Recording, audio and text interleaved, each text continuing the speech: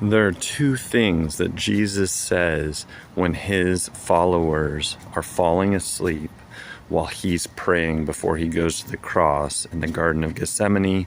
And I want to share that both those things are critical for us overcoming temptation and trials and the difficulties of this life. But before I do, pause the video. This is your personal time alone with God, which is why we were created.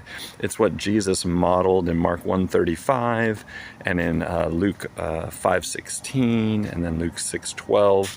I encourage you to check out those passages just to be reminded of the truth and the reality is our heart longs for connection, and most of all, what we critically need most is that direct connection with God, which is why we set these times apart. And I hope and I pray that you go longer during these times, but we start with just 3 minutes. 1 minute to share your heart, even express out loud, because that's how we connect in being real with what's really going on in our heart, the good, the bad, and the ugly. So first minute, I'll get to the other two parts, relational parts that are biblically based and science supported.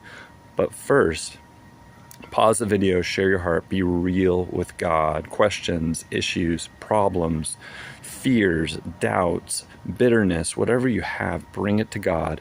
And then later, he will align you with himself as you surrender that. But first, you got to get it out there. So first minute, do that now.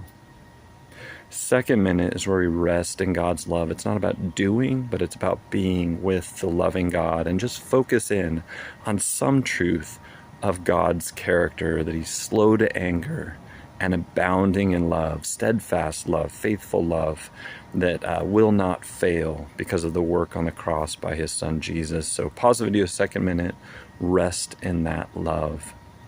Third minute is where we just ask God for a word, or if you're just going through your own Bible plan or reading, we seek a personal word, something that God is saying by his Spirit to you to respond to. So I encourage you, wherever that is, read or listen and be looking for a recurring verse, something that associates strongly with your heart or a life situation. It could be a recurring thought that God gives you. Do that now. Read or listen and expect him to speak personally to you. All right, so Jesus says two things. One is rise and one is pray, lest you fall into temptation. The bottom line is that we're both body and spirit. We need to be connecting and talking and conversing with God, and we need to act with our physical bodies. So 2 words for you. See you tomorrow.